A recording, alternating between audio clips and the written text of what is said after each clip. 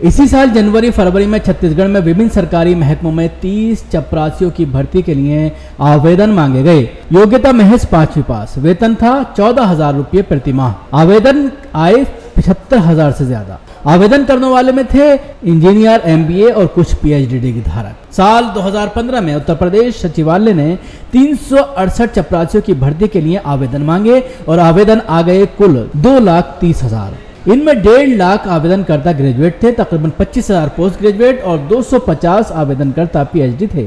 इस नौकरी की भी योग्यता थी 5वीं पास और साथ में साइकिल चलाना आना भी शर्त। पिछले 3 सालों में सिर्फ 2 ही ऐसी घटनाएं नहीं घटी, मगर ये 2 घटनाएं ही ये बताने के लिए काफी हैं कि देश में रोजगार की कितनी हाहाकारी स्थिति है। आजादी के बाद से यूं तो अब तक कोई भी सरकार ऐसी नहीं बनी जिसके कार्यकाल में बेरोजगारी एक बड़ा संकट ना रहा हो, लेकिन यकीन मानिए इतने बुरे साल अब के पहले कभी नहीं रहे जितने बेरोजगारी के नजरिए से पिछले 3 साल रहे हैं।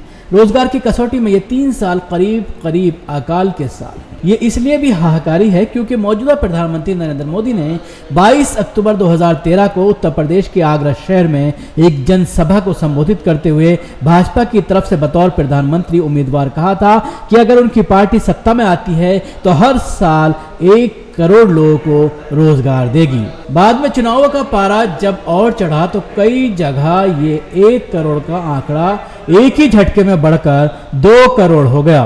लेकिन ये दावे और पिछले 3 सालों की हकीकत एक दूसरे को मुंह चिढ़ा रहे हैं। सरकार के वर्गीकरण के मुताबिक कामगार फौजी यानी वर्क फोर्स की 3 श्रेणियां हैं। पहली श्रेणी वो है जिसे मुख्य कामगार फौज या मैन वर्कर फोर्स कहा जाता है, दूसरी हाशिए के कामगार या मार्जिन वर्क फोर्स और तीसरा श्रेणी गैर कामगारों यानी नॉन वर्कर्स का है। इन श्रेणियों के विभाजन का आधार साल भर में 6 महीनों से ज्यादा काम पाने वाले, 6 महीने से कम काम पाने वाले और नाम मात्र काम पाने वालों कामगार हैं।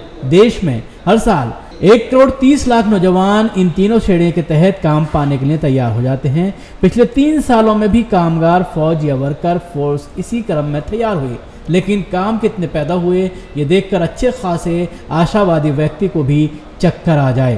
2015-16 में सिर्फ 1,55,000 और 2016-17 में सिर्फ 2,31,000 लोगों को रोजगार मिला। काम चाहने वालों की फौज के लिए इन नौकरियों को अगर ऊंट के मुंह में जीरा कहें तो भी शायद पूरी तरह ये आंकड़ा हकीकत को बयान न कर सके।